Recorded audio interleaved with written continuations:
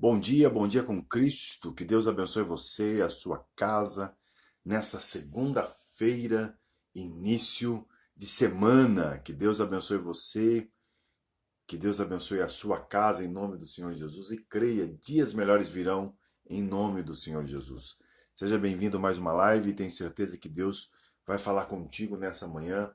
Um tema muito importante que nós ministramos no domingo à noite, quero trazer para você nesta manhã de segunda-feira.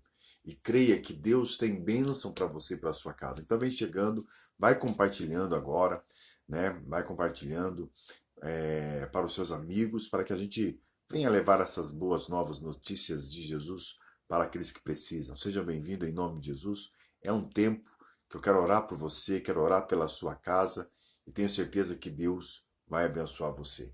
Nesse dia, né, eu quero falar sobre um tema muito interessante. É sobre a crise financeira mundial. Ela virá? Então, este é um tema muito interessante que nós temos que abordar, porque nós estamos vivendo uma crise sanitária, uma crise de saúde, em que tem afetado toda a humanidade. E sobre essa crise de saúde, nós temos vivenciado também uma crise financeira que chegou também através dessa pandemia. Por que lhe digo isso? Porque milhões de pessoas precisaram de auxílio, precisaram de ajuda do Estado para sobreviver.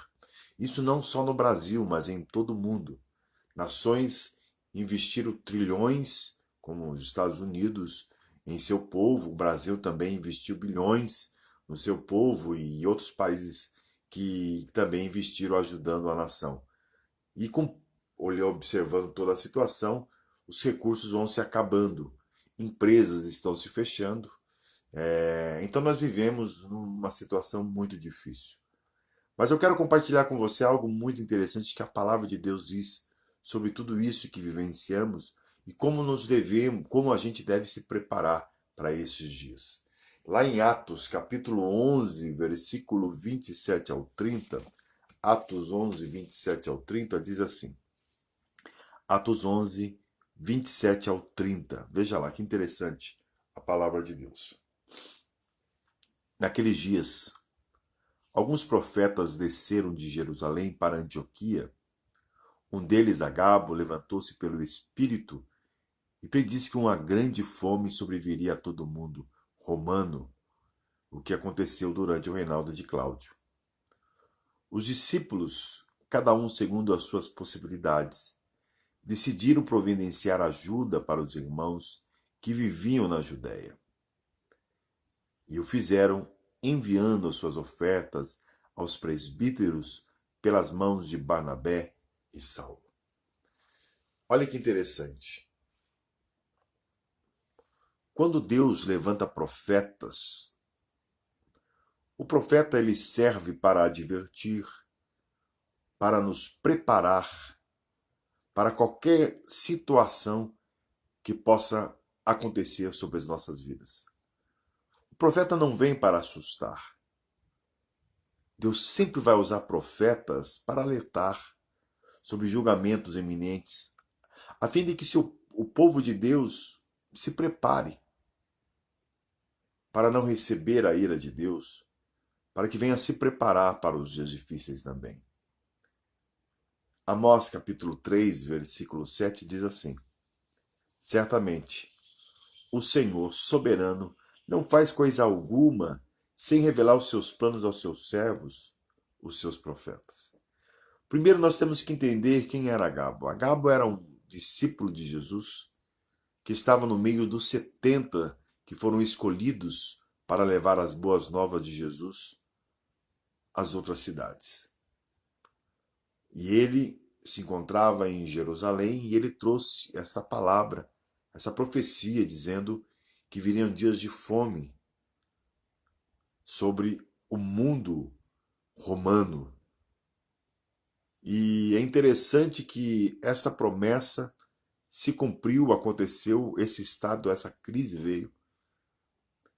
Só que uma das coisas que me leva a atenção e deixa com clareza é nós como igreja temos discernimento A igreja de Cristo, quando recebe alguma orientação de Deus através de um profeta, ela não entra em desespero, ela não fica com medo, ela tem discernimento espiritual e se prepara. Por isso que nesses dias em que o mundo está depois que nós passamos pela pandemia, que é a nossa luta hoje, é a crise que nós estamos enfrentando hoje, nós vamos enfrentar uma crise financeira e nós temos que estar atento a tudo isso. Por isso nós temos que entender na história que quando Deus traz homens para nos orientar, é para que a gente venha se preparar. Por que eu lhe digo isso? Alguns exemplos. Deus usou Noé para advertir o dilúvio. Abraão e Ló para nos anunciar a destruição de Sodoma e Gomorra. José a fim de preparar os egípcios para 7 anos de fome. Elias para prevenir a toda Samaria sobre a fome que iria acontecer. E Agabo, que foi um dos profetas de Jerusalém, que avisou os crentes de Antioquia sobre o que iria acontecer sobre o Império Romano. Analisando tudo isso, eu tenho que ter certeza que Deus quer me orientar para que eu venha entender, para que eu venha viver nesses dias tão difíceis que nós estamos vivendo. O discernimento, tudo aquilo que nós temos visto, tem que ser muito bem claro dentro de nós. Se a crise virá, nós temos que nos preparar e sermos agentes de milagres para aqueles que precisam. E a igreja de Antioquia, ela recebeu a informação, ela teve discernimento espiritual e ela se tornou um agente de milagre no dia da crise. O que eu quero dizer para você nesta manhã, que mesmo que a crise venha, saiba, há um Deus cuidando da gente, protegendo a gente, abençoando a gente, e tenha certeza, de nada vai faltar para você nesse tempo. Olha que interessante, diz o texto de Atos capítulo 11, versículo 29, Atos 11, 29, os discípulos, cada um segundo as suas possibilidades, decidiram providenciar ajuda para os irmãos que viviam na Judéia. Foi um ato de amor e de fidelidade. A igreja de Antioquia não fizeram estoque de suprimentos. Então, muitas vezes, no tempo da crise, o ser humano ele quer fazer estoque para cuidar de si só. Eu vou cuidar de mim. Eu vou cuidar da minha casa. O restante, como se diz o ditado popular, que se vire. Mas o cristão, no tempo da crise, ele sabe que ele é um agente provedor, um agente de milagre para aqueles que precisam. E a igreja de Antioquia disse, no tempo da crise, nós vamos ser agentes de milagres, agente provedor para abençoar as pessoas. Por isso que eles levantaram uma ajuda, uma oferta aos cristãos necessitados da Judéia, à igreja da Judéia. E é aquilo que eu penso. Por que Deus prospera a vida do homem de Deus, da mulher de Deus? Qual é a proposta da prosperidade? Não estou falando da teologia da prosperidade, porque o propósito da provisão de Deus é eu ser um agente de milagre, um agente provedor para a vida daqueles que precisam. Se Deus coloca a riqueza na minha mão ou na sua mão, é para uma finalidade: abençoar aqueles que precisam. Este é o propósito da riqueza na vida de um cristão e na vida de um homem de Deus. Por que eu lhe digo isso? Porque em Provérbios capítulo 11, versículo 24 e 25, depois você leia na sua casa. Provérbios 11, 24 a 25 diz assim: a quem dê generosamente e vê aumentar suas riquezas, outros retêm o que deveriam dar e caem na pobreza. O generoso prospera. Quem dá alívio aos outros, alívio receberá. É isso que acontece com a alma generosa. Deus prospera ela, Deus abençoa a vida dela, porque ela tem discernimento e clareza. O que eu tenho tem um propósito. A minha prosperidade tem um propósito. Abençoar aqueles que precisam. Abençoar a igreja de Deus, para que ela venha fazer o propósito de Deus na terra. A igreja de Antioquia não fez isso coagida. Ela ofertou com amor, por fidelidade a Deus. A reação dela foi espontânea, motivada por amor. Quando eu entrego o meu dízimo, a minha oferta a Deus é por amor. Então ajude a tua igreja, ajude o teu pastor. Seja bênção para aqueles que estão ao teu redor. Às vezes a gente quer ganhar o mundo, irmãos, e esquecemos de ganhar os que estão dentro de casa. De cuidar daqueles que estão dentro de casa. Primeiro, cuida dos que estão dentro de casa, para depois querer ganhar o mundo.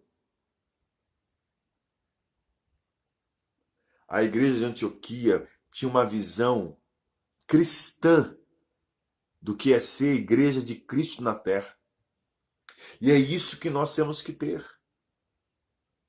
Se você tem dado o teu dízimo, a tua oferta, por querer ser rico, ser próspero, ou porque você vai dar, porque senão o que as pessoas vão pensar, o que o seu pastor vai pensar, não dê. Porque você está entrando num conceito errado. A palavra de Deus é princípio. Você tem que andar por amor, por fidelidade. Você conhece um homem, uma mulher que ama a obra de Deus quando ela investe, quando ele ajuda o propósito do Senhor. E a crise financeira, pastor, ela virá? A crise financeira mundial? Sim, virá. Desde 1989, Deus mostrou problemas econômicos no mundo inteiro. E hoje nós vivemos numa crise mundial financeira. Nós ainda não acordamos para ela porque nós estamos vivenciando hoje o problema do Covid 2019. Mas depois que passar pelo Covid, nós vamos confrontar com isso e enfrentar isso. E nós temos que estar preparados para isso. Vai haver um colapso no sistema financeiro monetário do mundo. E isso é natural. E cuidado. Os bancos estão plantando empréstimos, financiamentos, para que o povo venha entrar nisso. Cuidado com isso. Isso é um perigo. Por isso, o povo de Deus, com certeza, será claramente cuidado por Deus nesses tempos e receberá provisão sobrenatural. Eu acredito nisso. Deus vai cuidar da gente. Eu digo isso, quem acompanha o meu ministério há mais de 20 anos, viu em tempos de crise Deus manifestar graça, Deus manifestar provisão na vida de muita gente. Nós nunca deixamos de ser fiel a Deus nos tempos das crises, porque sabíamos que éramos agentes de milagre para aqueles que precisavam. Seja um agente de milagre em tempos difíceis. Não retenha. Deus vai dar em abundância em suas mãos. E creia, Deus vai cuidar dos seus filhos. Não tenha medo de ser fiel no seu dízimo, na sua oferta, em ajudar os seus pastores, em ajudar as suas igrejas, em ajudar homens e mulheres que estão no campo missionário, trazendo as boas notícias de Jesus, que deixaram as suas famílias para levar as boas novas de Jesus para aqueles que precisam em terras distantes. Não tenha medo, seja liberal.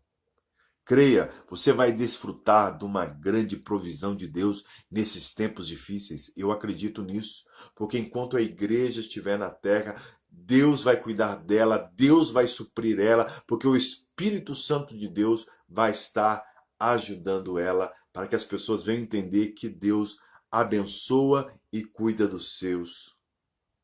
Então não limite Deus. Não entre na visão de ideias humanas em que vai faltar, que você não vai ter.